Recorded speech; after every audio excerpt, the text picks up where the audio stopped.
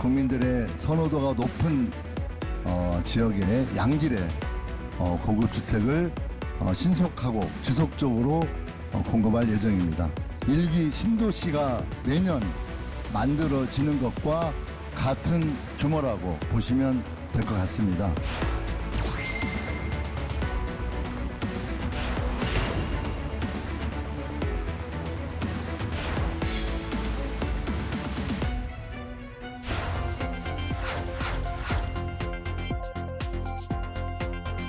급감한 착공 분양 물량이 정상화되고 실수요자 중심의 공급 환경이 조성될 수 있는 기반이 마련될 것으로 기대합니다. 이미 부채가 160조가 넘는 그러한 LH가 직접 시행자가 되어서 공급을 하겠다는데 이것이 과연 실현성 가능성이 있는지.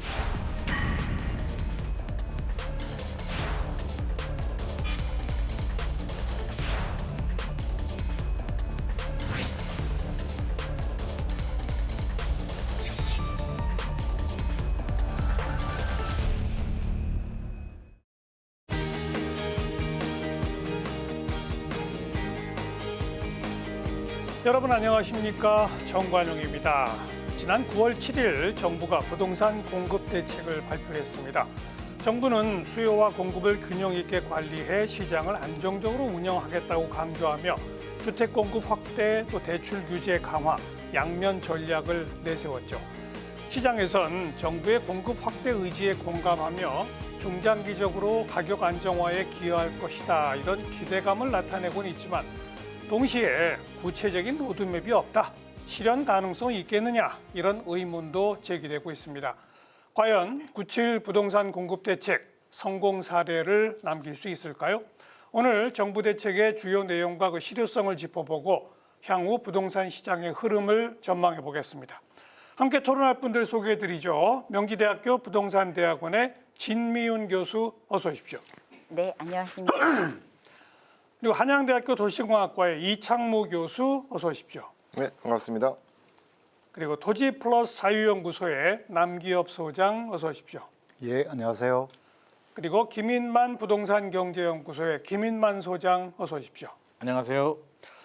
자, 지난 몇 달간의 흐름을 보면 이재명 정부가 출범하면서 노무현 정부 때 문재인 정부 때 집값 뛰었다. 그러면서 이제 집값이 꿈틀꿈틀 막 됐어요. 그러자 6월 말에 강력한 대출 규제책을 내놓았는데 그래서 뭐 좀 잡혔죠. 근데 규제만으로는 안 된다. 공급책을 내놔야 한다. 뭐 이런 요구가 빗발쳤고 9월 7일 날 수도권 중심의 이제 공급 대책을 내놓은 셈입니다. 우선 9월 7일 대책 전체 내용을 좀 짤막하게 총평해 보세요. 진 교수님. 네, 저 이재명 정부 들어서 첫 주택 공급 청사진이 제시가 되었는데요. 굉장히 선언적이고 또 상징적인 이 대방향을 제시했다는 점에서는 굉장히 가치가 있지만 사실은 수도권 주택 부족 문제, 집값 상승을 억제하기 위한 특단의 공급 대책이라고 했지만 실질적으로 어떤 주택을 누구에게 얼마나 또 저렴하게 또 이것을 언제 현실화될 것인지에 대한 좀 구체성이 떨어진다고는 저는 판단했습니다. 아직 세부적인 내용이 없다. 네. 점수를 매기면 몇 점 주실래요? 저 낙제점을 70점으로 보자면요. 그래도 한 78점을 드리도록 하겠습니다. 네. 상당히 높네요. 네. 이창무 교수님. 78점 굉장히 높은데요. 높은가요? 근데 사실은 뭐 기대가 별로 없어서 여태까지 저희가 뭐 수많은 공급 대책을 경험을 했지만 발표 당시에 시장에 긍정적인 그런 반응을 보였던 공급 대책은 없었습니다. 하다못해 실제적으로 시장 안정 효과를 조만간 나타냈다는 그런 보금자리 주택도 사실 발표 당시 그렇지 못했거든요. 그래서 사실은 이번에도 뭐 그렇게 기대하지 않았고 사실은 뭐 기대와 크게 다르지 않게 뭐 그렇게 큰 영향을 주지는 못한 것 같고 뭐 점수를 매기자 그러면 뭐 기대가 없었으니까 저는 한 70점 정도 뭐 그렇게 드릴 수 있을 것 같고 다만 이제 지금 처한 사항이라는 게 사실은 이런 공급 대책을 통해서 문제를 풀어가는 게 아니라 지금은 이전 전 정부에서 만들어 놓은 곡간을 이렇게 헐어먹으면서 살아야 되는 시기거든요. 그래서 이제 그걸 어떻게 좀 더 잘 헐어먹을 거냐에 대한 그런 부분들이 좀 빠져 있다라는 게 사실 조금 아쉬운 부분 중에 하나입니다. 남 소장님도. 예, 저는 점수로 먼저 얘기를 하면 한 75점 네, 후하게 준 건데 진미훈 박사님이 78점이라 그래가지고 놀랐는데요. 이제 정부의 의지가 보이는 것 같아요. 뭐냐면 이제 착공으로 이제 계산을 했거든요. 예. 과거에는 이제 인허가 이렇게 이제 계산을 했는데 착공으로 계산하겠다, 이제 확실하게 보여주겠다라고 하는 의지인데, 그리고 또 한편으로는 부동산 시장이 이렇게 막 가격이 올라가는 때가 아니기 때문에 민간이 주택을 공급하기에는 한계가 있거든요. 침체기이기 때문에. 그래서 공공이 주도하는 것은 굉장히 의미가 있다. 물론 어떻게 얼마나 공급할지, 진짜 공급할지는 또 두고 봐야 되겠지만 일단 확실한 의지, 방향은 크게 공감하고 지지한다, 이렇게 말하고 싶습니다. 김인만 소장님. 전체적으로 점수를 너무 낮게 줘가지고 좀 당황스러운데요. 남기훈 소장님 말씀은 내용은 좀 긍정적인데 점수는 70점밖에 안 주셔가지고 저도 한 70점 정도 일단 점수는 주고 싶습니다. 70점을 준 이유는 일단 국토부 입장에서는 최선을 다했다라는 생각은 듭니다. 왜냐하면 공급 대책이라는 게 제한된 땅에서 할 수 있는 게 굉장히 제한적이고요. 제가 국토부 장관이라도 이거보다 더 나은 공급 대책이 나올 수 있냐라 그러면 현실적으로 나오기는 좀 어려울 것 같습니다. 그래서 70점을 줬는데 남은 30점은 뭐냐면 시장에서 기대감이 굉장히 높았거든요. 6.27 대책은 맛보기다. 메인 DC가 나온다. 뭔가를 큰 거를 기대했었는데 나오는 내용을 보게 되면 이전 정부와 비슷하게 135만 호라는 포괄적인 내용이 나오다 보니까 시장의 수요자들이 공감하기는 좀 역부족이 아니야. 예. 교수님 말씀처럼 어디에, 어떻게, 얼마에 이런 구체성이 좀 결여가 됐기 때문에 일단 공감을 얻지 못했다는 점에서는 점수 30점 마이너스했습니다. 뭐 제가 먼저 말씀드리면 사실 역대 정부가 집권 첫 해에 집권 5년의 주택 공급 마스터 플랜을 항상 냈습니다. 그런데 거의 지켜진 적이 없어요. 솔직히 말씀드려서. 근데 이제 이번 정부도 첫 해에 내오는 게 2030년까지 연평균 27만 호씩 135만 호를 착공하겠다라는 이제 거창한 계획을 이렇게 내놓은 거거든요. 자, 이게 과연 가능하냐? 가능하게 하려면 어떻게 해야 하느냐? 또 그 얘기부터 해보죠. 예.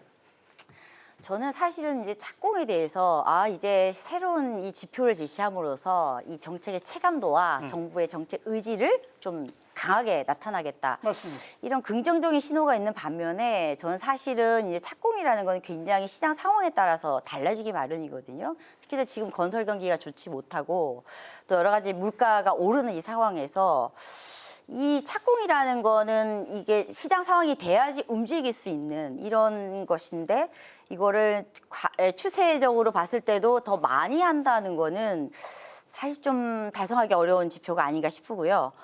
또 이제 착공이라는 것은 인허가를 받고 나서 주택법에 보면 5년 이내에 착공하도록 되어 있습니다. 그래서 제가 5년까지의 데이터를 보면 지금은 135만 호를 제시를 했지만 이제 5년을 좀 4년치만 모아보면 한 91만 호고요. 2025년 올해도 만약에 수도권이 뭐 20만 호를 넘는다 하더라도 사실은 이 인허가가 전량이 다 착공이 돼야지 이 135만 호가 좀 가능한 수준이기 그러니까요. 때문에 굉장한 정책적인 노력이 돼야지 가능하지 않을까 생각합니다. 예, 저도 좀 덧붙이면 이게 이제 방식이 공공 주도 방식이 있고 공공과 민간이 협조하는 방식이 있고 민간이 주도하고 공공이 지원하는 방식이 있거든요. 근데 공공이 주도하는 것은 아마 착공이 가능하겠죠. 근데 이제 공공하고 민간이 협조하는 거나 민간이 주도하는 것은 그거는 시장 상황에 따라서 민간이 움직이는 거는 또 사업성이 있지 않습니까? 어떻게 될지 알 수가 없어서 이거를 135만 호 매년마다 27만 호를 맞출 수 있을까? 그거는 좀 낙관적 전망을 내놓은 거는 같아요. 근데 현실적으로 그렇게 될 수 있을지는 잘 모르겠는데, 근데 역대적으로 보면 지금까지 우리가 경험상으로 보면 공급을 통해서 무슨 가격을 이렇게 안정시키거나 그런 것도 아니거든요. 예, 또 이제 수요가 굉장히 중요한데 수요 관리를 어떻게 할 것이냐가 중요한데 이번 대책에는 수요 관리가 좀 약하게 나온 거, 그게 좀 약간 좀 그렇습니다.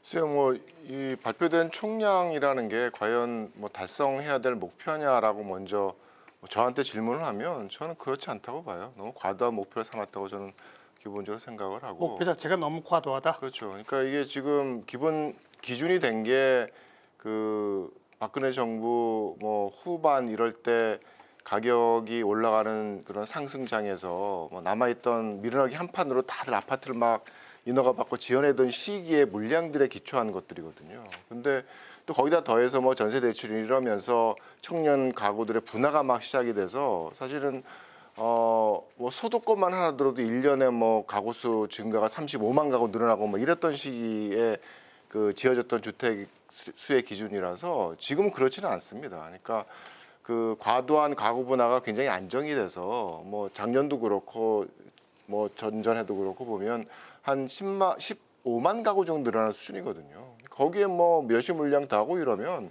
사실 앞으로 그런 안정적인 수준을 크게 벗어나지 않을 겁니다. 그렇다 그러면 뭐 20만 호 초반 남짓 정도가 이제 저는 뭐 개인적으로 그게 필요한 물량이라고 생각을 하는데 과도했던 시점에 과도한 물량을 기준으로 밀어붙인다는 게 과연 바람직할 거냐에 대한 좀 기본적인 이제 질문이 있는 거고요.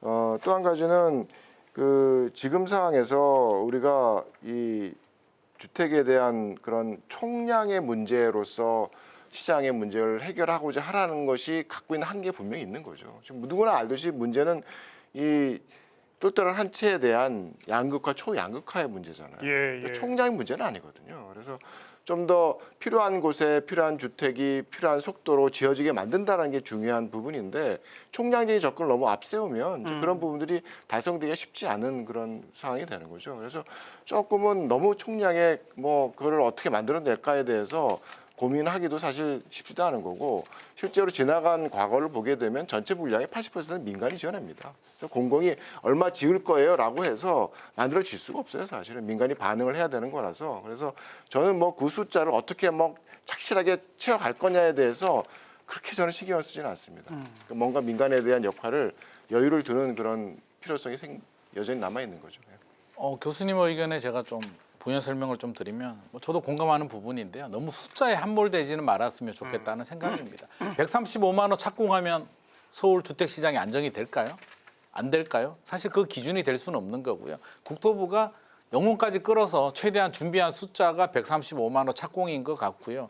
우리가 여기서 이제 관심 있게 둬야 될 부분은 그러면 우리가 내 집 마련할 수 있는데 실행 가능한 물량이 얼마나 되고 안 되는 게 얼마나 되느냐를 좀 구분을 해야 되는데 O, 세모, X로 우리가 좀 구분을 하자면 실현 가능성이 높은 곳들은 3기 신도시 진행하고 있습니다. 이미 하고 있죠. 문재인 정부 시절부터 지금 7년이 지났기 때문에 토지 보상이 상당히 진행된 부분들도 많이 있습니다. 이들 지역에 LH가 직접 시행을 해서 속도를 높인다면 분양가 민간보다 저렴한 물량들이 빨리 나올 수가 있는데 이 물량이 국토부 발표 자료를 보면 37만 2천 호 정도인데 그 정도가 나올지 20만 호가 나올지는 모르겠으나 확률은 상당히 높을 것 같습니다. 그러면 제가 세모로 한 부분은 유휴부지나 관공서 이런 부지들은 사실은 뚜껑을 열어봐야 될 것 같습니다. 이론적으로는 국가 땅을 빨리 개발할 수도 있겠으나 주민들 반대라든지 여러 가지 변수들이 생기기 때문에 지켜봐야 되고요. 안 되는 물량은 뭐냐면 1기 신도시 재건축 같은 경우에 2030년까지 6만 3천 호를 착공하겠다라고 하는데 저는 죽었다 깨어나도 1기 신도시가 5년 내에 착공 들어가는 건 불가능하다고 생각합니다. 그는 수많은 이해관계와 주민들의 어떤 여러 가지 변수들이 있기 때문에 안 되는 건 안 되는 것입니다. 그래서 이 부분에 대해서도 우리가 좀 명확하게 짚고 넘어가야 되고 긍정적인 부분도 있고 안 되는 건 안 되기 때문에 135만 호에 너무 초점을 맞출 필요는 없을 것 같습니다. 김 수장께서 오늘 발표된 이 하나하나 짚어봐야 할 주요 내용을 다 한꺼번에 언급하셨는데 네. 좀 떼서 하나하나 보겠습니다. 첫 번째가 아까 남기업 소장이 강조하셨습니다만 이번에 LH가 직접 주도하는 물량을 대폭 늘리겠다. 그게 이제 과거 공급 대책과는 차이가 있는 거 아니겠습니까? 네네. 좀 설명해 주시고 그건 과연 가능할지 아니면 가능하려면 어떻게 해야 할지 좀 말문을 열어보시죠. 네, 저는 뭐 그 지금은 이제 민간이 사실 공공 택지를 분양받은 민간 건설사도 지금 착공을 못 하고 있는 데도 굉장히 많거든요. 그렇게 이제 민간이 공급하기가 지금 어려운 때이기 때문에 공공이 주도해서 한다라고 하는 것, 그건 굉장히 의미 있는 정책이라고 생각이 돼요. 근데 이제 하는 방식이 이제 도급형 민간 참여 방식이라고 하거든요. 그러니까 사실 처음에 이제 저기 야당의 국회의원이 LH가 이제 뭐 부채도 많은데 부채가 160조가 넘는데 뭐 이제 그 시행하는데 돈은 더 들어가겠죠. 근데 이제 그것 때문에 뭐 더 부채가 많아지고 또 사업이 굉장히 어려워지고 그럴 것 같지는 않고요. 도급형 민간 참여로 하게 되면 저는 충분히 할 수 있다. 그리고 민간 건설사도 여기에 참여해서 결국에는 이제 건설에 참여를 하고 그래서 공급은 충분히 할 수 있다고 생각해요. 생각해 보면은 땅을 꼭 민간 건설사가 소유해야 공급하는 건 아니거든요. 예를 들어서 이제 시청이나 도서관이나 이런 거를 지을 때 민간이 관객공사에 참여하지 않습니까? 물론이죠. 예, 그러니까 계속해서 건축을 하는 게 굉장히 건설사는 중요하기 때문에 참여를 하고 그래서 공공이 주도해서 하는 거는 굉장히 의미 있다. 이것은 저는 그렇게 생각합니다. 그러니까 LH가 토지 소유권은 그대로 가진 채로 네, 민간 건설사는 건설만 도와주는 식이 되고 그렇죠. 분양하고 하는 것도 LH가 주도하는 것이 네, 되고 시행을 하는 거니까. 예. 네, 네. 그런 방식이면 충분히 가능할 수 있다. 예, 그것 예. 때문에 부채가 더 늘거나 그럴 일도 없다. 뭐 크게 늘거나 이런 건 아니다. 어떻게 보세요? 많이 늘겠죠. 전화기에는 지금도 많은데 결국은 택지를 팔아서 돈을 벌어야 되는데 그걸 한동안 잠겨두고 사업을 하는 건데 그건 부채가 안 늘 수가 없죠. 사실은 제가 걱정인 거는 지금 정부의 문제가 아니라 이 LH에 대한 구조 조정에 관련된 부분은 다음 정부에 굉장히 큰 부담이에요. 그러니까 이거 뭐 몇 년 이렇게 끌고 간다 그랬을 때 다음 정부가 그 상황을 받았을 때 LH를 지금의 모습으로 끌고 갈 수 있을까? 저는 아니라고 봅니다. 굉장히 큰 부채에 대한 부담을 가지고 선택을 다시 해야 되는 그런 입장에 갈 수밖에 없는 거고 또 한 가지는 공공이 한다 그래서 빨라질까요? 전 잘 모르겠어요. 그래요. 그분도 기본적으로 공공이라는 게 비효율적인 구도가 있고 또 특히나 뭐 한 예를 들자 그러면 뭐 공공 재개발이니 공공 재건축이니 도심 복합 사업이니 여전히 서울시 내에서 이루어지는 공공 주도의 사업들이 있습니다. 근데 그런 모습들을 보면서 뭐 LH나 뭐 SH나 이런 공공기관이 하는 그런 사업에 대한 그 태도에 대한 부분을 보게 되면 정말 치열하게 수익성을 추구하는 민간 기업이 아니기 때문에 너무 신사해요. 그래서 사실은 뭐 공공 재개발이고 하는 사업 지구들을 보게 되면 공공이니까 사업성이 안 나오는데도 저희가 해줘요 이런 분위기거든요. 그래서 뭐 이것저것 뭐 관련된 인하와 관련된 뭐 자문을 하고 뭐 이러면은 아니 비례율이 뭐 0.5도 안 되는데도 계속 붙잡고 있어요. 그러니까 그게 이제 민간이면 안 하는 거죠. 그런 사업들은. 근데 굳이 공공이기 때문에 내가 맡았으니까 해야 된다고 생각을 하는 그런 어떻게 보면 비효율적인 선택을 많이 할 수밖에 없는 구도가 된다는 거예요. 그래서 문제는 뭐 좀 전에 말씀드렸던 것은 지금은 총량의 문제가 아니라 뭐 LH가 저쪽 외곽에 있는 안 팔리는 땅을 자기가 직접 지어서 주택을 지어내는 게 문제가 아니라 사람들이 원하는 곳에 원하는 주택을 원하는 양은 빨리 지어내는 게 문제거든요. 거기는 민간도 열심히 뛰어들어서 해요. 그러니까 공공이 그 사업에 대한 부분을 굳이 차지할 필요가 없어도 민간의 역할을 통해서 빨리 만들어낼 수 있다라는 거죠. 그래서 저는 공공에 대한 역할을 지금 그렇게 크게 가져가는 게 과연 바람직할 거냐에 대한 좀 근본적인 질문을 좀 던질 수밖에 없을 것 같습니다. 제가 좀 예, 말씀하세요. 예, 말씀드릴까요? 자연스럽게 하세요. 그러니까 LH에게 이제 민간 건설사가 택지를 분양을 받아서 착공을 안 하는 이유가 있지 않습니까? 사업성이 없고 지금 경기가 안 좋기 때문에. 근데 그러면은 이 경기에 따라서 민간은 공급을 안 한단 말이죠. 근데 공급은 꼭 필요한데 그럴 때 공공이 나서야 되겠죠. 그리고 이제 지금까지 LH의 사업 방식이라고 하는 거는 사실은 이제 LH가 토지를 수용해 가지고 그리고 조성해서 그걸 민간에 상당 부분 또 민간에 매각을 해서 택지를 매각해서 거기서 또 돈을 벌고 예. 그리고 또 공공주택이라고 해서 또 지어서 또 거기서 또 돈을 벌고 집과 땅을 매각을 해가지고 돈을 벌어서 공공임대주택에 이제 적자를 메꾸는 방식으로 계속해서 사업을 해왔어요. 근데 이제 그 사업 방식은 LH로서는 집값과 땅값이 계속 올라가야지 유지 가능한 정책입니다. 사실 사업 방식입니다. 지금 그래서 이제 대통령의 발언을 보면 그 택지를 매각하는 것 자체에 근본적인 문제가 있는 것 같다. 그리고 매각을 하게 되면 민간이 거기서 발생하는 개발 이익을 대부분 가져가지 않느냐.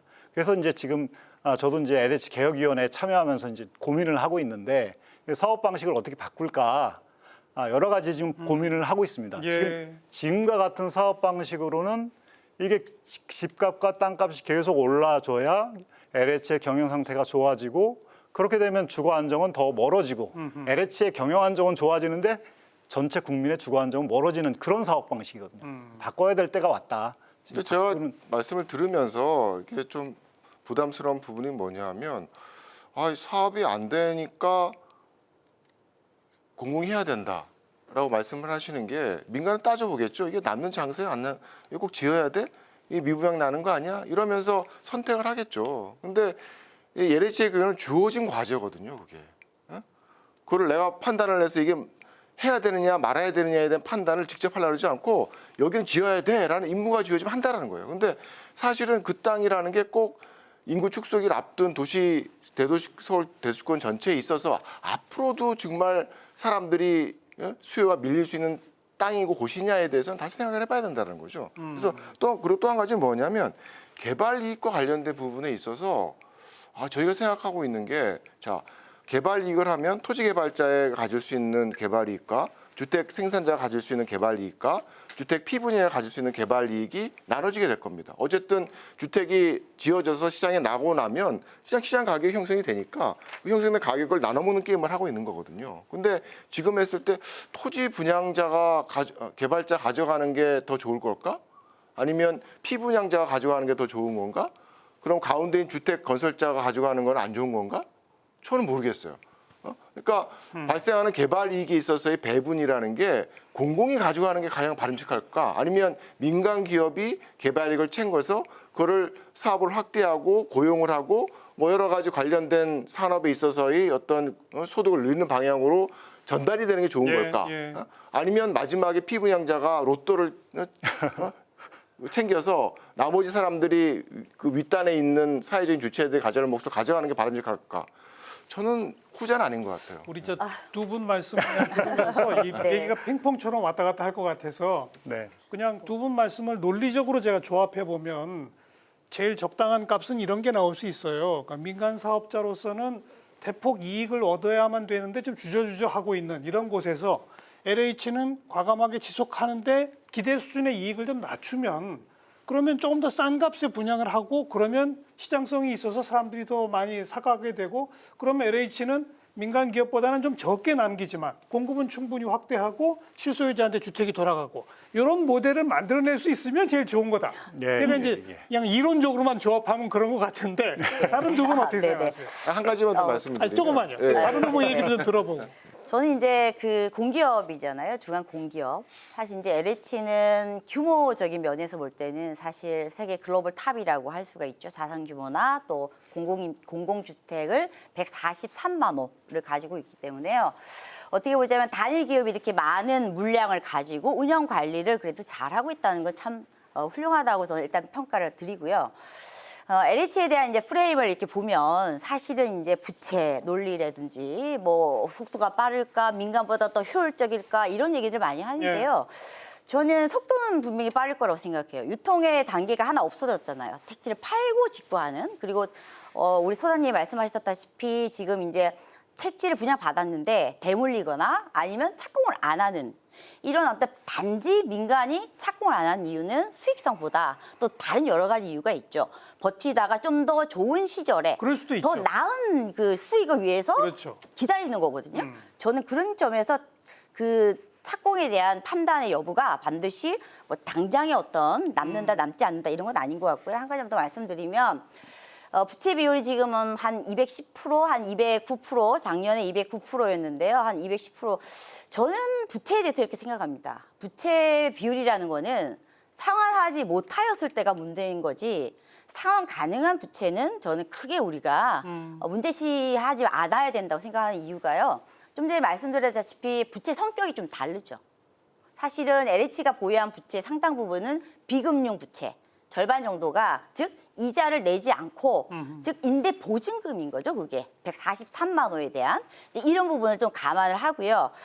그런 점에서 보자면은 부채 때문에 뭘 하지 못한다 이런 거는 객관적 그러니까 이 겉에 통계적으로만 보이는 거고요. 그 동안에서의 여력이나 역량을 보면은 잘 할 수 있을 것 같은데 다만 계속 정치적인 부침이 있는 거죠. 계속 너무나 이게 이 조직의 이 흔들림에 따라서 안정적인 사실은 동력 확보가 저는 가장 중요하다고 봅니다. 네. 김 소장님. 네, LH 부채가 뭐 증가하는 거는 저는 불가피하다고 생각을 하고요. 왜냐하면 서민 주거 안정을 위해서 저렴한 공공주택을 공급하는데 부채가 늘어나는 게 정상이지 부채가 줄어드는 거는 말이 안 될 것 같고요. 저는 수요자 관점에서 좀 말씀하고 싶어요. 그러면 시장의 수요자들이 과연 LH가 짓는 아파트를 원할 것인가? 그러니까요.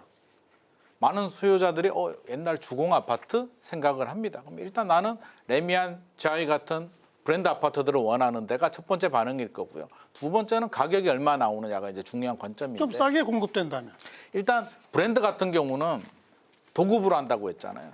건설 경기가 좋을 때 같으면 사실 건설 회사들이 야 우리 돈 벌 때가 많은데 굳이 LH가 돈도 많이 안 줄 텐데 참여를 해야 될까라고 하지만 지금 PF 자금난에 뭐 미분양에 건설업계들이 굉장히 힘듭니다. 그러면 안정적으로 건축비에 플러스 알파 조금만 줘도 사실 일군 건설사들도 지금 분위기에서는 저는 어느 정도 참여하리라고 생각을 하고 있고요.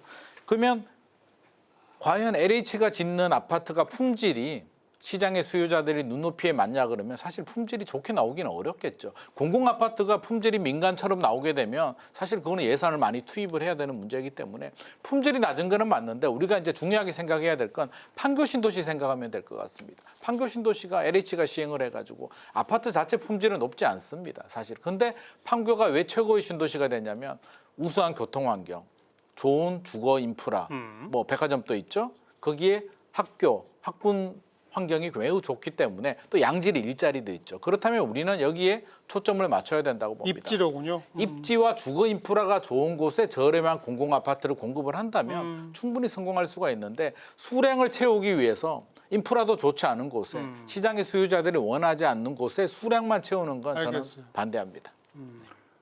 저 첨언 드릴까요? 예, 말씀하세요. 그러니까 지금이 어떻게 보면 도시 개발과 관련된 주택 공급에 굉장히 중요한 시점이라고 봐요. 그러니까 이게 인구가 축소기 벌써 접어들었고 언젠간 도시도 축소도 될 겁니다. 그러니까 우리가 겪었던 일본의 뭐 동경 주위의 그런 외곽에서 벌어지는 일처럼 뭐 공가도 생기고 이럴 거예요. 그래서 지금 그 외곽의 신도시를 과감하게 못 짓는 이유는 앞으로 어떻게 될지 모르거든요.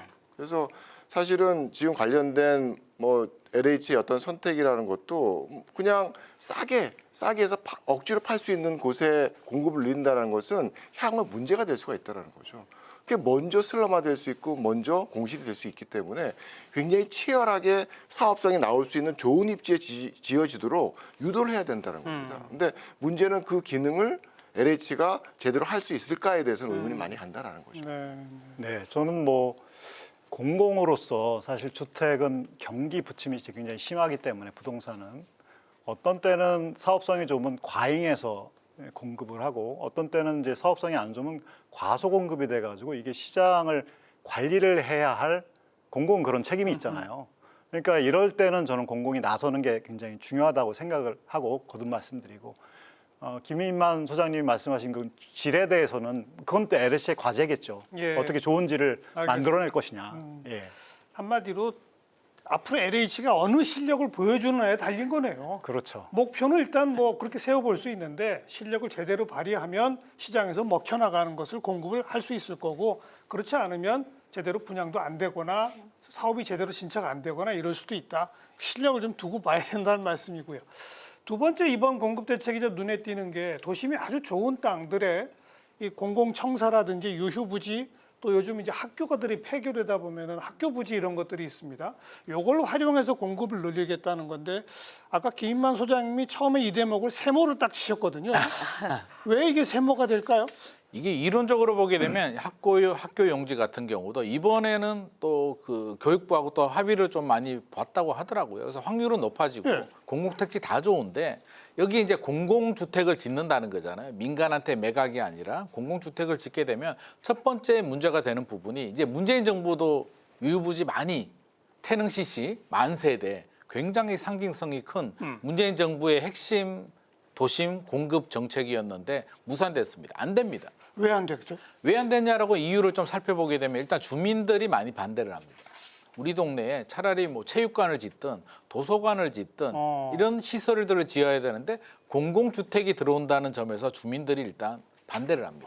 그건 뭐 개인 입장에서는 충분히 또 이해할 수는 있습니다. 누구라도 공공주택 필요하지. 필요하지라고 하지만 우리 동네 들어오는 부분에 대해서는 사실 좀 다른 문제가 될 수도 있고요. 주민들이 반대하게 되면 누가 또 반대를 하냐면 지역구 국회의원들이 또 반대를 할 수도 있습니다. 그렇게 되고 진행 과정에서 또 다른 문제들이 발생하다 보면 이게 협상 과정에서 시간을 끌다 보면 그 앞서서 말한 태릉 CC도 처음에는 만 세대에서 6,500세대로 줄었다가 마지막에는 3,000세대까지 줄어서 야 3,000개 할 바에는 하지 말자 의미 없다라고 해서 무산이 되거든요. 이런 문제들이 그럼 학교 용지는 생기지 않겠는가?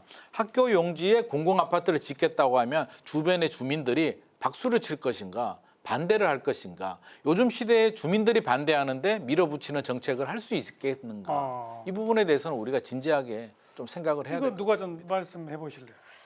저는 그럼에도 불구하고 사실은 이게 뭐 메인은 아니죠. 주류적인 공급 예, 카드는 예. 아니고 다만 보완적인 카드인데요. 우리가 이 유휴시설이나 사실 공공청사 같은 경우는 노후화되는 이유가 관리나 증축이나 리모델링을 할 이제 좀 재원이 지자체에서 좀 부족한 거죠. 그래서 사실 윈윈 할 수 있는 이런 전략이다. 지자체 차원에서는 부족한 재원을 이런 공공주택과 결합을 하여 좀 더 이제 이렇게 규모 있고 이렇게 좀 근사한 현대판으로 개조한다는 측면에서는 좀 상당히 저는 뭐 물량은 작지만 우리가 좀 앞으로는 이런 길들을 개척을 해야 되는 거죠. 사실은 물론 규모 크지 않아요. 용산 정비창처럼 그런 유휴지는 잘 안 나오는 거죠. 그럼에도 불구하고 흔히 말해서 이렇게 군데군데 오지가 치즈에 이렇게 구멍이 난 듯이 이제 그런 부분에 대해서 사실은 적극적으로 이걸 활용함으로써 이제 도시 활력이나 여러 가지 문제 중에 중요하다고 생각하거든요. 다만 이 유휴지나 뭐 공공시설 다 인허가, 용도 전환 이런 행정 절차는 지자체가 하는 거예요. 물론이죠. 그래서 저는 이제 이 물량이 이제 중앙 차원에서는 물량 목표를 제시했지만 실질적으로 뭐 청사를 이전하거나 뭐 여러 가지 행정 절차, 용도 이런 것들은 지자체 차원에서 한단 말이죠. 이게 이제 박자가 이렇게 잘 맞아야 되는데 결국은 지자체의 협력, 또 중앙 정부의 지속적인 모니터링 이게 돼야지만 좀 가능한 이런 구조가 아닐까 싶습니다. 지역 주민 반대는 그 지역 주민들한테 일정한 혜택을 주는 방식 같은 건 없을까요? 뭐 다양한 방법을 아마 고민하겠죠. 그러니까 공공청사 같은 경우는 사실 뭐 어디 또 옮겨야 되잖아요. 그것도 굉장히 큰 문제고 주민들의 합의를 이끌어내는 게 굉장히 좀 어려울 것 같아요. 그래서 시간이 걸릴 것 같고 그래서 이렇게 메토를 짓겠다라고 하는 발표가 의미가 있을까 저는 생각이 들거든요. 이거는 아마 굉장히 김인만 소장님 말씀하셨듯이 시간이 걸릴 것 같아요. 그러니까 시간 내에 딱 뭐 언제까지 네. 이걸 마치겠다라고 해서 마칠 수 있는 그런 것은 아닌 것 같아요. 예. 이창문 교수님 저도 뭐 굳이 뭐 호수를 보면 뭐 200호, 뭐 많으면 1000호, 뭐 이 정도 수준의 연끌을 하면서 그러니까 결국은 도시 지역 내에 이미 그 시가된 구역에서의 어떤 기존의 땅은 갖고 있는 주변 사람들이 갖고 있는 의미가 있어요. 그러니까 태릉 골프장도 뭐 골프만 치는 사람들이 아니라 주변에 사는 사람들의 어떤 녹지로서 역할을 하고 있는 거고 과천 청사 앞에 그 공지도 벌써 그 과천 시민들에게 놀이터로서 활용되고 있는 공간이거든요. 그러니까 그 기능을 하고 있는 그 땅을 마음대로 거기다가 뭐 집을 짓겠다고 이러니까 주변 사람들에게는 반발이 나올 수밖에 없는 거죠. 뭐 그러면서 사실 짓고 나서 보게 되면 막 내 일조권이 침해되고 뭐 이러면 반대할 수밖에 없거든요. 그러니까 사실 여태까지도 많은 노력들을 했지만 잘 안 됐고 그리고 앞으로도 되기 잘 쉽지 않습니다. 그러니까 뭐 그걸 굳이 연끌을 해서 막 숫자를 만들려고 그냥 하기보다는 사실은 다른 대안들도 찾는 게 더 좋겠죠. 그러니까 뭐 어떻게 보면 뭐 그 정도의 물량이라 그러면 뭐 제가 보기에는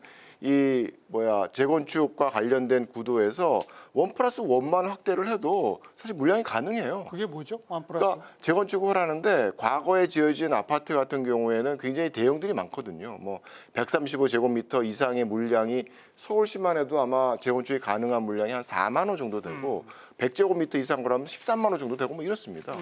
근데 문제는 그거를 1+1으로 하면 이 다주택자가 되니까 관련된 선택들을 하기 쉽지 않은 거죠. 그래서 그런 부분에 대한 어떤 당위적인 가치에 대한 부분을 조금은 유두리 있게 뭐 예를 들어서 아까 그 임대관리회사에 대한 얘기가 나왔지만 야 장기간 동안 1+1 받아서 하나는 임대관리회사에서 맡겨서 한 10년 정도 임대하게 해. 그러면 종부세 관련되면 털어줄게.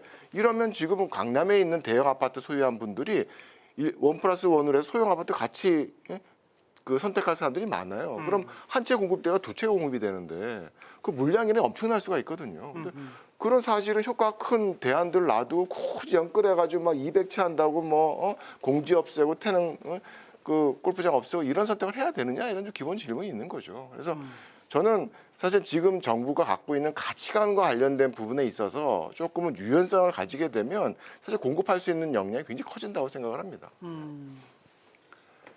근데 이제 재개발과 재건축을 통해서 1+1까지 좀 언급해 보세요. 네네. 그러니까 재건축을 통해서 더 공급량을 늘리겠다는 거잖아요. 근데 이제 강남이나 이런 데서 재건축을 해서 공급량을 늘려서 우리가 사실은 거기서 그 뭐라 할까요? 투기가 시작되는 경우가 굉장히 많았죠.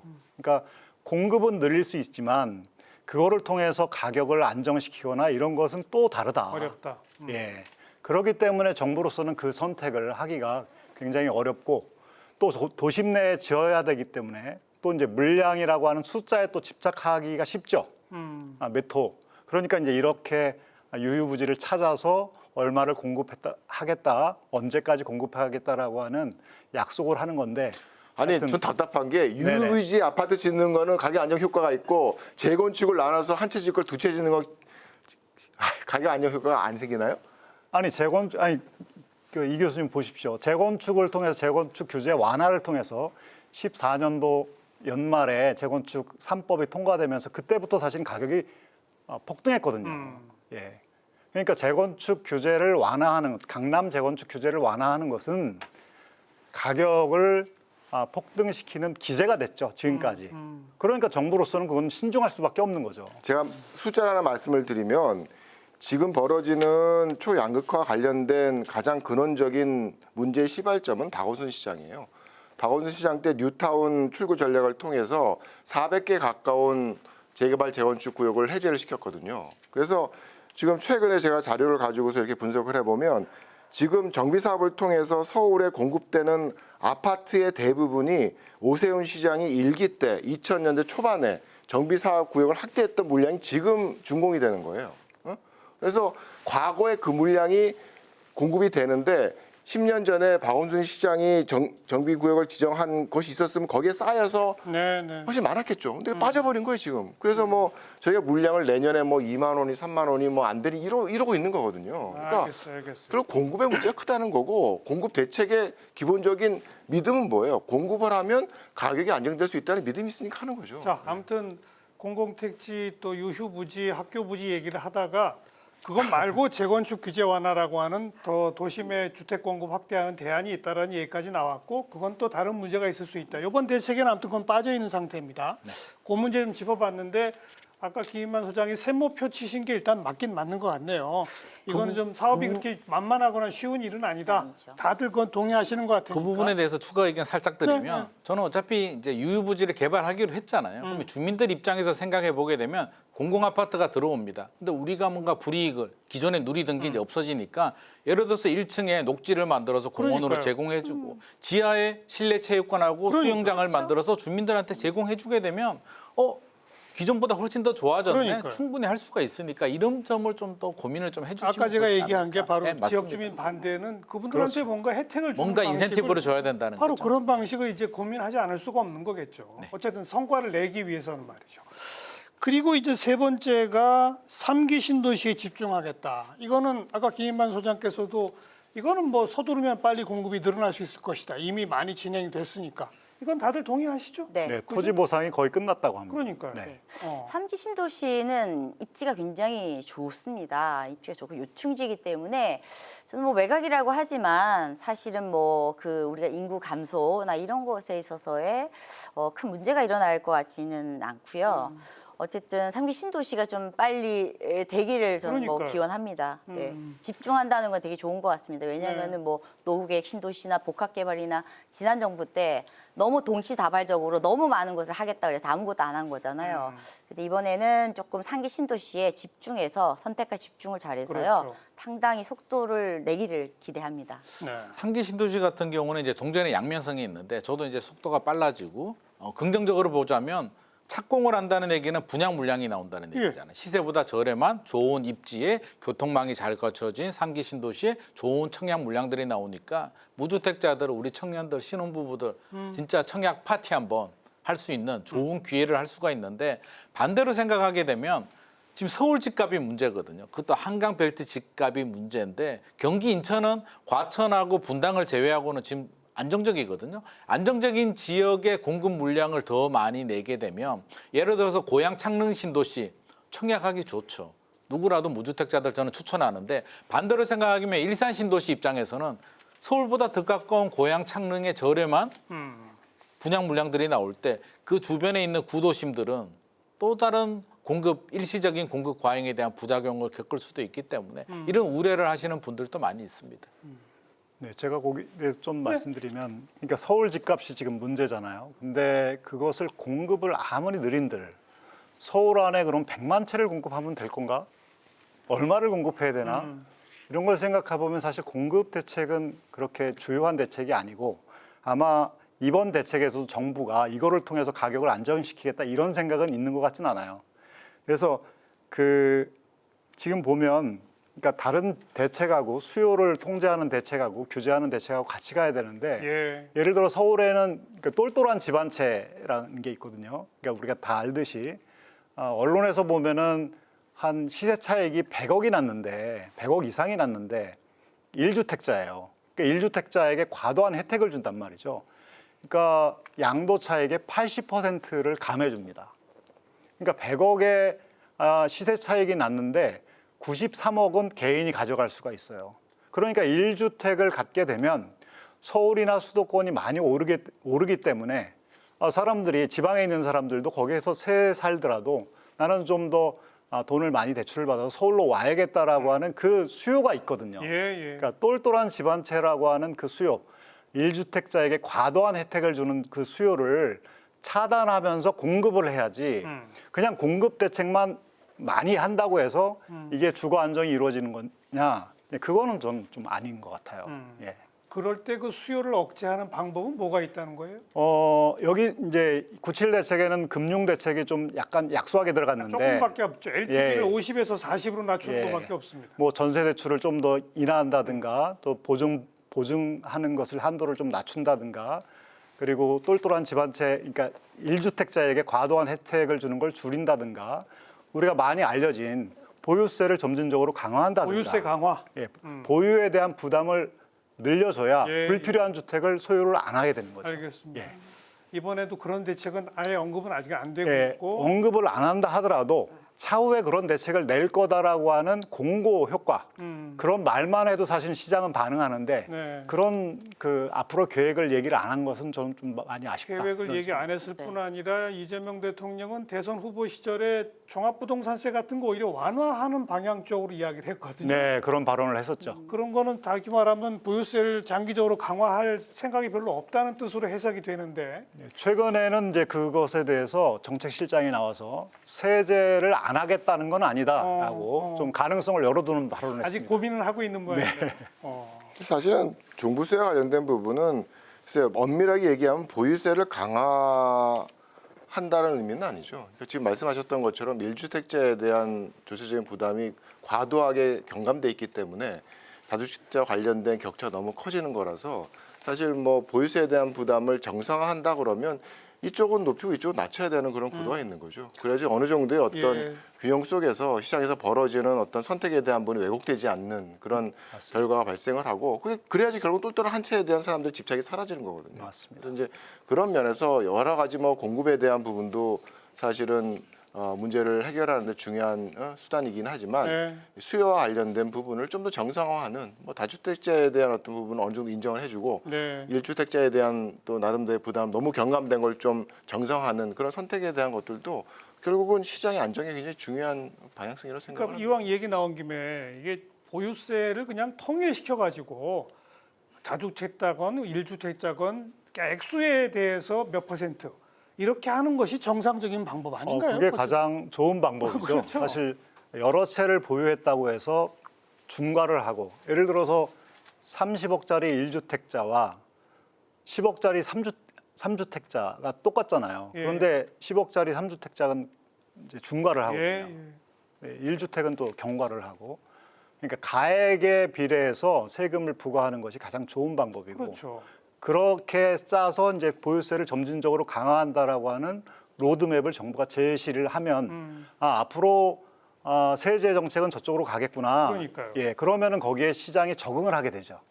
그러면 이제 불필요하게 내가 과다하게 보유하고 있는 것에 대해서 처분하려고 시장에 내놓게 네. 되고 네. 그러면 신규 공급이 아니라 하더라도 기존에 있는 공급 그 주택에서도 그렇죠. 예, 수요와 공급이 막 매물이 일어나는 나오는 거죠. 거니까요. 네네네. 이 방향은 다들 동의하세요, 김 소장님? 매물이 나오는 게 너무 중요하죠. 매물은 내일이라도 나올 수가 있으니까. 공급은 착공 들어가도 3, 4년이 걸리니까 바로 중요한데 그러면 집주인 입장에서 다시 생각을 해보게 되죠. 내가 보유세를 냅니다. 가액으로 해가지고 내가 집 하나를 30년 전에 샀는데 팔 생각도 없는데요. 이제 보유세가 올라갑니다. 그럼 세금을 많이 냈는데 팔 때 양도세가 이제 걸리거든요. 문재인 정부가 실패했던 이유가 부동산 정책이 실패했던 이유가 보유세는 많이 올립니다. 너무 부담스럽습니다. 못 견디겠어. 팔아야겠어. 팔려고 하니까 양도세도 또 중과세가 적용이 되거든요. 82.5%. 10억이 남았는데 8억 세금 내고 2억은 나는 안 되겠다. 안 파니까 매물 잠김 현상이 생기기 때문에 이번에도 이 정책이 성공하려면 저는 양도세에 달려 있습니다. 그렇죠. 양도세도 중과세는 당연히 하면 안 되고요. 차라리 한시적으로 1년 정도라도 로드맵 보유세 로드맵을 제시해 준다면 2026년까지 팔면 차라리 10%포인트 더 깎아준다. 내려줄게라고 하면 의외로 강남에서도 물건 많이 나올 것 같습니다. 네. 전 지금 이제 세 분의 말씀이 이제 세금이라는 것은 사실 보유한 자가 내는 거죠. 지금 사실은 이 공급이 그러면 누구를 위한 것인가? 사실 무주택 실수요자들을 대한 것이기 때문에 저는 뭐 보유세나 뭐 여러 가지 세금은 이미 주택을 보유하신 분이거든요. 그래서 저는 지금의 이제 공급 대책에서 저는 이제 한 가지 아쉬운 점이라고 하면 공급에 대한 인식이라고 저는 생각을 합니다. 왜냐하면은 새로 짓는 것도 공급인데요. 기존 주택을 내놓는 것도 공급이거든요. 매물을 그리고 임대주택 사업자가 임대를 놓는 것도 공급이에요. 그렇습니다. 근데 저는 이제 주택 임대 사업자한테 LTV 제로다. 이번에 이거는 좀 상상하기 어려운 사실은. 왜냐면은 임대주택 사업자는 사실 집이라는 형태지만 영업을 하고 있어요. 어떻게 보면 영업용 집이에요. 근데 그런 집에 대해서 영업을 계속 하도록 하여 전월세 주택이 안정적으로 공급하게 하는 게 굉장히 중요한데 지금 이렇게 보자면 이제 주택 임대 사업자들이 굉장히 이제 세금 부담 문제뿐만 아니라 여러 가지 봉착이 되거든요. 그러니까 사실은 주택을 어떻게 인식하느냐 이런 것도 굉장히 이번 정부에 좀 새로 해야 될 것 같고요. 전 지금 이 시점에서 사실은 신규 공급은 지금 우리가 전체적인 주택 호수가 2,230만 채 정도 됩니다. 그 중에서 뭐 연간 40만 호로 하더라도 사실은 전체 집의 한 2%밖에 안 되는 거거든요. 결국은 우리가 주택 가격을 조율하고 이런 것은 기존 주택이 좌우를 하는 거예요. 그래서 저는 지금은 거래 활성화를 굉장히 해야 할 때다. 그건 역시 거래세를 네, 좀 깎아주고. 그래서 저는 거래 활성화가 사실은 공급 확대예요. 예, 예. 중요한 거는 새 집도 안 지어지는데 집이 안 나와요. 거래량이 굉장히 줄었잖아요. 이거 어떡할 거예요? 알겠습니다. 네. 네 분의 방향에 일치하는 거는 이제 오늘 좀 찾기 어려운 대목인데 거래세 아니 이제 보유세를 좀 높여 장기적으로 대신에 거래세는 취득세가 됐건 양도소득세가 됐건 낮추는 방향. 솔직히 말하면 이 방향이 나온 거는 30년도 더 됐습니다. 근데 왜 못하는 겁니까 도대체? 왜 못하는 겁니까 이걸? 그러니까 이제 그 그러니까 그 종부세는 이제 고가 부동산을 과다하게 보유한 사람에게 하잖아요. 고가 및 다주택. 예, 거기에 대해서는 저가, 뭐 중저가의 1주택은 대상이 안 된단 말이죠. 이제 거기에 집중해서 하는 거는 명분이 있어요. 뭐 부동산 부자들이다 이렇게 하면서. 근데 사실 보유세를 강화하려면 아래부터 재산세부터 서서히 같이 올려야 돼요. 물론이죠. 예, 그리고 가액 기준으로 여러 채를 들고 있든 한 채를 가지고 맞아요. 있든 가액 기준으로 서서히 올리면 예. 그것이 이제 시장이 정상화되는 거거든요. 그러니까요. 근데 이제 그 재산세라고 하는 거는 작은 집이라도 저가의 주택이라고 하더라도 약간 올리게 되면 뭐 좋아하는 사람은 없죠. 그런데 그것에 대해서 저는 정부가 사실 우리 정부는 우리 사회는 이쪽으로 가야 된다라고 하는 것에 대해서 양해를 구하고 동의를 구하는 작업을 해야 된다고 봅니다. 네, 네. 사실은 재산을 갖고 있는 사람들에게 재산세를 부과하거나 보유세를 강화하는 것은 부담이라는 거 우리가 잘 알고 있습니다. 네. 그러나 우리 사회가 그쪽으로 가야 합니다라고 하는 동의를 구하는 그런 어떤 정부의 책임 있는 자세, 신뢰성 있는 자세가 무엇보다도 필요하다고 생각합니다. 뭐 국제적인 평균하고 비교해 보더라도 우리의 보유세율은 대단히 낮은 상태니까 예. 글로벌 스탠다드를 향해 가더라도 이 방향이 맞습니다. 이걸 설득해야 한다는 거 아니겠습니까? 맞습니다. 항상 보면 그 변화라는 게 너무 과격했던 것 같아요. 한쪽으로 특히 보유세와 관련된 부분에 있어서는 너무 과도하게 증가하고 너무 과도하게 깎아주고 또 뭐 누진적이고 맞습니다. 또 어느 시면 또 깎고 뭐 이런 구도 속에서 굉장히 정치화된 네, 그런 부분들이 있어서 맞아요. 사실 처음에 첫 단추를 좀 천천히 꿰는 식으로 이제 갔었어야 되는데 그게 좀 안 됐다라는 게 이게 이념적인 갈등의 문제로 좀 뭐 전개가 돼서 사실 좀 쉽지가 않죠. 그래서 어쨌든 뭔가 변화를 원한다 그러면 모든 것들은 점진적이어야 된다고 봅니다. 알겠습니다. 오늘 그 주요한 공급 대책 LH가 주도하는 문제, 또 공공청사나 유휴부지 활용 문제, 3기 신도시 문제 짚어봤고요. 아까 김 소장께서 1기 신도시 몇만 호 착공, 이거는 5년 안에 불가능하다. 다른 분도 동의하세요? 불가능합니까? 네, 불가능할 것 같습니다. 어려울 것 같습니다. 네. 어려울 것 같아요. 실제로 그렇습니다. 아까 말씀드렸듯이 2005년대 그 초중반에 그 구역 지정을 받은 게 지금 막 지어지고 있어요. 한 15년 막 걸립니다. 이렇게 마음대로 안 됩니다. 알겠습니다. 그럼 여기서 오늘 주제에 대한 데이터의 흐름 잠깐 살펴보고 마무리 토론 이어갑니다. 빅데이터 이슈 분석 김시원 아나운서가 정리해드립니다. 빅데이터 이슈 분석, 부동산을 키워드로 빅데이터를 분석했습니다. 지난 8월 16일부터 9월 15일까지 한 달 동안 뉴스, 커뮤니티, SNS 등에서 집계한 총 정보량은 약 58만 건입니다. 뉴스 정보량의 추이를 살펴보면 8월 28일 정보량이 가장 많았습니다. 한국은행이 28일 기준금리를 연 2.5%로 동결하기로 하면서 기사가 이어졌는데요. 이창용 한국은행 총재는 금리 동결 이유에 대해 주택시장 가격 상승 기대를 안정시키는 것이 우선이라고 판단했다고 밝혔습니다. 이어서 부동산 연관어를 살펴보면 서울, 대출, 아파트 등을 볼 수 있습니다. 서울시가 정부의 97 부동산 대책을 보완하기 위한 주택 공급 대책을 예고했는데요. 민간 재건축, 재개발 사업 속도를 높여 신규 주택 공급 물량을 늘릴 것으로 전망됩니다. 이혁원 신임 금융위원장은 취임식에서 규제, 검사, 감독과 각종 제도가 과도한 안정지향과 부동산 쏠림을 유발하지 않는지 살펴보겠다고 밝혔는데요. 부동산 대출에 몰려있는 금융시장 자금을 생산성 있는 분야로 유도하기 위한 취지로 풀이됩니다. 6.27 대출 규제 영향이 이어지면서 8월 아파트를 포함한 서울 집값 상승폭이 6월 대비 절반 수준으로 축소된 것으로 나타났습니다.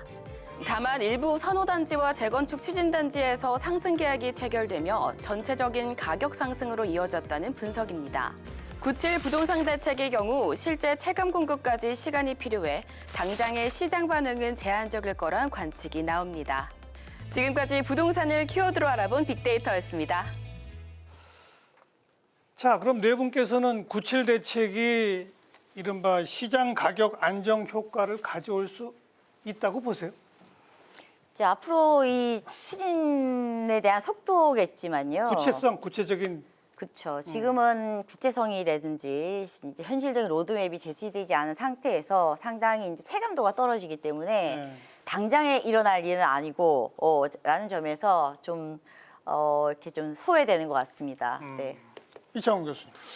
글쎄요, 뭔가 이렇게 한 방이 없었다는 건 뭐 누군가가 다 느끼는 거고, 그래서 뭐 시간이 지나고 열심히 노력하면 뭐 사람들 뼈에 스며들 수도 있겠죠. 근데 뭔가 한 건에 대한 것들이 좀 고민이 조금 추가적으로 됐으면 어떨까 하는 생각이 좀 들긴 해요. 예를 들어서 뭐 서리풀 지구 이렇게 얘기를 했지만 서리풀 지구 굉장히 말들이 많거든요. 사람들이 굉장히 선호하는 지구가 된 것 같아요. 근데 뭐 그런 것들을 서리풀 지구 하나로 놔두지 말고 예를 들어서 경부 고속도로 지화하고 경부 간선도로 지화하거든요. 그러면 그쪽 양재 쪽에 있어서의 그 개발이 가능한 땅들이 많이 있기 때문에 그거를 양재 신도시, 뉴타운 이런 식으로 확대를 하면 좀 임팩트가 굉장히 클 것 같아요. 그래서 그러려고 그러면 뭐 국토부에 도로국도 협의를 해야 되고 서울시도 협의를 해야 되고 굉장히 일이 커지긴 하지만 뭐 그 정도의 좀 뭐 상징적인 임팩트를 줄 수 있는 사업을 좀 제시를 해주면 뭐 그냥 던지는 말이니까 체크를 또 다르게 될 수가 있겠죠. 근데 그런 식의 어떤 좀 시도들을 좀 고민을 해서 한번 해봤으면 어떨까 그런 생각을 합니다. 네. 그 경부고속도로 지하화 얘기 나온 적도 오래됐는데 그거 됩니까? 제가 알기로는 예타 넘어갔고요. 그리고 글쎄요, 그게 사실은 뭐 우리나라 터널을 잘 뚫어서 하려고 그러면 뭐 못할 건 없을 것 같은데. 어떤 분들은 도저히 불가능하다고 하는 분들도 계시던데. 아유 지금 뭐 온갖 서울이 다 지하도시 도로화 돼가지고 동부 간선도로도 저쪽부터 끌고 와가지고 이쪽 그 영동대로 쪽에서 그 끌어내는 그거 공사하고 있거든요. 그러니까 지하 뚫고 이러는 거는 우리 조상들이 했을지 모르겠는데 잘합니다. 할 수 있을까요? 예, 뭐 저는 기술은 충분할 것 같은데요. 예. 그래요? 근데 이제 공급을 통해서 부동산을 안정시키겠다라고 하는 거는 어렵다. 공급은 꾸준히 해야 되겠지만 사실은 부동산 시장이 이렇게 하락하거나 안정된 거는 우리가 조금만 기억을 더듬어 보면 2022년에 가격이 이렇게 떨어졌어요. 많이 떨어졌는데 그때 떨어진 이유는 금리가 올라갔거든요. 그러니까 대출하는데 굉장히 부담스러웠죠. 근데 23년, 24년 다시 올라갔는데 그건 뭐냐면 또 뭐 신생아 특례 대출, 특례 보금자리 대출, 정책 대출을 거의 한 100조 원 넘게 풀었거든요. 네. 그러면서 또 올라갔습니다. 그러니까 이거는 금융 대책이나 세제 대책과 같이 가야 되지 가야죠. 공급 대책으로 부동산 시장 안정을 한다는 것은 이건 굉장히 어려운 거다. 그러나 공급은 꾸준히 해야 된다. 예. 이번에 그러니까 정책도 방향만 있는 거라서 시장에 미칠 영향은 좀 제한적이다. 예. 그렇죠. 뭐 김 소장도 마찬가지 생각이세요? 네, 좀 비슷한 생각인데 저는 금융 정책이 수반된다고 해서 과연 서울 집값이 안정될까 그러면 그렇게 보지 않습니다. 2022년 하반기에 금리가 올라서 집값이 떨어진 이유는 대출도 부담스러웠으나 금리가 미국이 단기간에 너무 많이 올라가다 보니까 불확실성이죠. 얼마나 더 올라갈지 모르니까 불안하니까 금매로 나오면서 심리가 위축이 된 거지 단순히 대출 금리는 아닌 것 같고요. 이번 공급 대책도 일단 뭐 공감을 못하니까 당장은 효과가 없겠죠. 이창무 교수님 말씀하신 것처럼 뭔가 좀 파격적인 게 나왔으면 관심이라도 가질 텐데 그럼에도 불구하고 저는 꾸준하게 실행을 해야 될 이유가 지금 기대감이 낮아졌거든요. 기대도 안 하고 있는데 생각보다 공급 물량이 많이 나오게 되면 또 반대로 굉장히 효과가 커질 수도 있기 때문에 이번에는 실력 발휘 좀 제대로 한번 해주는 게 중요할 것 같습니다. 자, 뭐 요약하자면 97 대책만으로 시장 안정 효과는 기대할 수 없다. 다만 방향은 괜찮으니 실력을 보여서 구체성을 하나씩 띄면 뛸수록 효과는 발휘할 수 있을 것이다. 이제 그런 말씀이고 동시에 이것이 아니라 뭐 보유세를 강화하고 거래세를 낮추는 등의 근본적인 세제 개편 같은 것들이 더 중요하다. 아까 이제 우리 그런 얘기했어요. 그것 외에도 우리가 좀 풀어야 할 숙제가 한두 가지가 아닙니다. 아까부터 양극화, 초양극화 말씀하고 계신 게 서울 위주, 그것도 강남 위주로만 미친 듯이 뛰지. 지방은 미분양이 산적하고 막 이런 상태도 있지 않습니까? 여기서는 어떤 정책 써야 할까요? 우리 김 소장님. 저는 근본적으로는 서울이 과연 공급 부족인가? 역설적으로는 수요 과잉이죠. 공급 부족이 아니라 수요 과잉인데 왜 수요 과잉이냐면 우리 30년 전만 생각하더라도 지방 땅값이 서울보다 더 비싼 곳들도 꽤 많이 있었거든요. 부산만 하더라도. 결국에는 저는 일자리라고 생각을 합니다. 기존에 우리 휴대폰, 지금 스마트폰 쓰기 전에 삼성 애니콜 같은 경우도 경상북도 구미에 삼성 공장이 있었는데 베트남으로 갔죠. LG전자 공장은 중국으로 갔죠. 현대자동차는 인도로 갔죠. 이제 반도체 공장이 미국까지 갑니다. 일자리가 줄어들다 보니 양질의 일자리가 있는 본사들이 있는 서울 수도권으로 오게 되고요. 대학교들도 당연히 인서울 대학교들이 강세를 보이다 보니 지방에 있는 학생들이 올라옵니다. 여기서 정착을 하니까 수요가 늘어나는 거죠. 이 고리를 끊지 않으면 저는 이게 주택 공급이 10만 호, 20만 호 한다고 해서 해결된 문제는 아닌 것 같고요. 궁극적으로는 지방에 계시는 분들이 저도 지방 출신입니다만 굳이 서울에 오지 않아도 충분히 잘 살 수 있게 만들어줘야 되는데 이게 시간도 오래 걸리겠죠. 그럼에도 불구하고 저는 정부와 국회가 정말 노력을 좀 해야 된다. 공급 대책보다도 이게 저는 더 중요하다고 생각합니다. 저런 인식에 기초하면 수도권에 뭐 100몇십만 호를 늘린다는 것도 장기적으로는 지방 공동화를 더 부추긴다. 그렇습니다. 이렇게 보는 분들도 많이 계세요. 그렇죠. 예. 저는 아니라고 생각해요. 아니, 주택이라는 거는 시장 상황에 따라서 가격이 오르고 집이 부족하니까 거기에 대한 대응이고 결과인 거죠. 집을 짓는다고 사람들이 몰려오는 건 아니거든요. 일자리가 있으면 오게 되겠죠. 맞아요, 맞아요. 그래서 오히려 지금 보게 되면 공급이 부족하니까 가격이 올라서 왜 지방에서 투자 목적으로 사서 들어온 사람들이 실거주 요건이 있으니까 와서 또 살아요. 그것도 이상한 또 기제잖아요. 그래서 기본적으로 공급에 대한 부분들은 가격 안정에 대한 효과를 만드는 가장 기저에 있는. 알겠어요. 그건 맞고. 거죠. 그 지방 쪽에 있는 일자리 외에 또 뭐가 있을까요? 그게 사실은 좀 이번에도 어떻게 보면 초반에 이제 이재명 정부가 들어서면서 과거에 좀 뭐 잘못된 그런 그 실수를 다시 안 하겠다 그러면서 이제 지방 그 지역 균형 발전 정책에 대해서 얘기들 많이 했죠. 그래서 결국은 다 인식하고 있는 게 뭐냐면 과거 너무 퍼뜨렸다. n분의 하니까 뭐가 살아나냐. 뭐 혁신도시 처음에 몇 개 한다라다가 그냥 도 이름 달고 있으면 다 주고 나니까 뭐가 살아나냐. 이게 다 모두가 인식하고 있는 거였거든요. 그래서 이번에는 처음 얘기할 때는 뭐 한 2개, 3개 뭐 이러면서 얘기가 시작됐던 것 같아요. 근데 결과적으로 그런 균형 발전과 관련된 논란이 지속되면 나오는 게 결과물은 그냥 n분의 1이더라고요. 그러니까 이번에도 나온 게 뭐 말은 뭐죠? 5국 3특. 근데 조선 8도예요. 5국 3특이면. 그러니까 이게 현실적으로 물론 꿈을 꾸는 건 좋은데 현실적으로 어디까지 우리가 달성할 수 있느냐에 대한 부분들은 분명히 인정을 하고 넘어가야겠죠. 그래서 노력은 해야 된다고 생각을 합니다. 근데 그 노력이 당연히 이루어질 거라고 생각을 하고 그 다음에 일을 결정할 수는 없을 것 같아요. 저는 이제 사실은 지방의 불균형, 수도권과 비수도권의 이 대치, 이거를 저는 이렇게 보거든요. 결국은 비수도권의 문제는 저는 인구 감소 플러스 고령화예요. 결국은 남아 계시는 분들은 좀 나이가 드신 분들, 어르신들인데요. 그러면은 지방은 어떻게 해야 되나? 빈집이나 여러 가지 미분양, 똑같이 서울과 똑같은 공급 방식은 아니고요. 결국 고령자들을 좀 케어할 수 있는 집, 그죠? 노후를 보낼 수 있는 집. 그러니까 그야말로 지역 특화형이라든지 지역 맞춤형이라든지. 그래서 사실 저는 지방 같은 경우는 지자체의 어떤 역량이라든지 또 지자체 기획을 한다거나 이렇게 중앙정부가 몇 호, 몇만 호 이렇게 할당을 하는 것보다는 그 지역의 문제를 파악을 하여 이렇게 지원해야 된다고 생각하거든요. 그래서 저는 심각하게 생각해야 된다고 생각해요. 특히 고령화 부분들. 우리가 초고령 사회잖아요. 근데 나이 들어서 어디서 살죠? 다 요양원 가나요? 결국은 내 집에서 다치지 않고 좀 더 안전하게 사는 방법. 저는 그런 게 더 우리 고령 나이 드신 분들 원하는 게 아닐까요? 그러니까 단지 신규 주택 공급만 늘리는 게 아니라 기존 집도 안전하게 고쳐주고 집수리 이렇게 이런 서비스도 저 너무 중요하다고 생각합니다. 그렇죠. 네. 동시에 커뮤니티 센터 같은 네. 돌봄 케어가 가능한 그런 것들을 확충해주는 네. 그걸 말씀하시는 거죠. 네. 우리 네.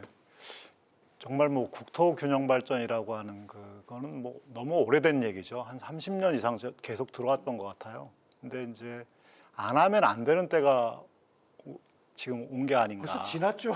네, 그러니까 늦었지만 네. 이제 추진해야 되는데 저는 135만 호를 수도권에 공급하겠다라고 하는 그 숫자를 듣고 좀 슬펐어요. 그리고 지방의 준공 후 미분양을 또 LH가 또 매입을 해줬어요. 사실은 국토 균형 발전을 산업 정책하고 교육 정책을 잘 믹스를 해야 되거든요. 그래서 지방의 수요를 자연스럽게 만들어야지. 그러니까요. 세제를 깎아줄게 지방 미분양을 매입해라. 아니면 뭐 LH가 사주겠다라고 하는 그거는 굉장히 사실은 시장 경제하고도 안 맞는 거거든요. 그러니까 이제는 이제 국토 균형 발전을 실제로 할 때가 됐다. 이재명 정부의 실력을 보여주는 게 거기가 주요 승부처가 아닐까. 그래야지 수요도 분산되는 게 아닐까 싶습니다.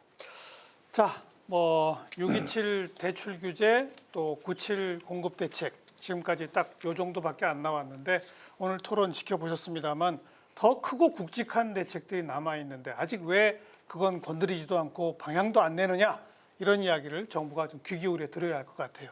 마지막 발언 한 말씀씩 한 30초 정도 짧게. 네, 김 소장님. 최근에 97 대책 발표되고 서울의 한강벨트 집값들이 다시 꿈틀꿈틀대고 있기 때문에 아마 추가 규제가 저는 나올 것으로 보여지고요. 계속 이제 규제 카드가 나오는데 이게 결국 수요 억제만으로 문재인 정부 시즌 2가 될까 좀 굉장히 걱정스러운 마음이고 대출 규제만으로 모든 걸 해결할 수는 없기 때문에 다각도로 물론 공급도 공급이지만 수요 억제가 대출 규제가 모든 건 아니다라는 점은 좀 생각해두고 여러 가지 방면을 좀 고민을 해야 될 것 같습니다. 남기업 소장님. 네, 세 가지 말씀드리고 싶어요. 그러니까 투기 수요를 금융과 세제를 통해서 투기 수요를 잘 차단하는 거, 그리고 공급을 꾸준히 저렴한 주택을 계속해서 공급해 주는 거, 그리고 좀 전에 말씀드린 국토균형 발전을 내실 있게 추진하는 거. 이 세 가지가 중요하다 싶습니다. 네. 이창무 교수님. 예, 저는 지금 벌어지는 사태에 대해서 잠깐 얘기를 했지만 이게 너무 정부가 어떻게 보면 시장에서 벗어난 굉장히 당위적인 가치를 막 요구를 하다 보면 시장이 굉장히 왜곡된 현상들이 발생을 하는 것 같아요. 그러니까 뭐 박원순 시장님 얘기를 계속하지만 뉴타운 출구 전략과 도시재생은 어떻게 보면 편향된 가치였을 수도 있거든요. 그 시점에 있어서. 근데 문제는 그 선택을 함으로써 나타나는 시장 여파라는 게 지금 필요한 주택이 지어지지 못하는 상황을 만들었다는 거죠. 그래서 벌어진 여러 가지 뭐 초양극화, 양극화에 대한 어떤 현상의 단초가 됐던 그런 상황이 되기 때문에 이번 정부에 있어서도 좀 선택을 너무 실험적인 걸 하지 않았으면 좋겠어요. 그러니까 뭐 시장에서 벌어지는 일들이라는 게 사실은 상식적인 선에서 이루어지는 것들이 많은데 너무 당위적인 가치를 막 들이대 보면 그 부작용에 대한 부분 나중에 감당하기 쉽지 않다라는 거죠. 공기업에 대한 부분도 그렇습니다, 사실은. 그리고 다주택자에 대한 뭐 대출 규제 금지 이런 것들도 진짜 시장이 한 20년, 30년 지나가지고 힘이 없어지면 누구도 주택을 살려고 하지 않아요. 근데 사람은 살아야 되거든요. 네. 살 주택은 누가 줄 건지 그 다주택자, 임대주택 사업자가 그 역할을 할 수밖에 없거든요. 그래서 그 기능을 죽일 수 있는 또 장기적인 부작용이 발생을 하기 때문에 좀 더 큰 틀에서 너무 실험적이지 않고 상식적인 선에서 선택을 해주셨으면 좋겠습니다. 진미용 교수. 네, 저는 사실은 지금의 주택 문제, 이거 사실은 저는 우리 주택 공급, 그러니까 주택 시스템의 실패다. 사실은 시장 실패가 거듭되는 것이죠. 사실은 주거 문제 본질이 무엇인가, 공급 문제로 해결할 수 있을 것인지 좀 근본적으로 질문을 제기하고 싶고요. 집을 아무리 많이 지어도 규제를 아무리 완화한다고 하더라도 실수요자에게 적정한 가격으로 필요한 곳에 공급을 되지 않는다면 가격 안정 효과는 좀 누리기 힘들다라고 보고 있고요. 사실 정부의 역할, 저는 이렇게 깨알같이 이렇게 세세하게까지는 제시를 하지 않지만 사실은 첫 주택 공급 청사진인 만큼 좀 철학이 담긴, 나는 이런 주택 공급에 대해서 어떻게 혼을 좀 담겠다라고 하는 이 정책 애착이라고 해야 될까요? 어떤 뭐 면만호야 이게 아니라 정말 애정을 담아서 국민들에게 좀 서비스하는 정신으로 대책이 좀 나왔으면 좋겠습니다. 네. 네. 자, 우선은 97 대책을 내실 있게 청사진뿐 아니라 실행까지 옮기는 실력, 이게 일단 기본일 거예요. 그거 아니면 공연불이 되니까 이거 우선 기본이고요. 오늘 네 분 전문가가 모두 다 말씀해 주셨습니다만 해야 할 나머지 부동산 관련 대책이 너무나 많습니다. 이것도 늦지 않게 조속히 정부가 모습을 보여주기를 기대해 보겠습니다. 네 분 늦은 시간까지 수고하셨습니다. 고맙습니다. 네, 네, 수고하셨습니다. 감사합니다. 다음 시간 또 뵙죠. 안녕히 계십시오.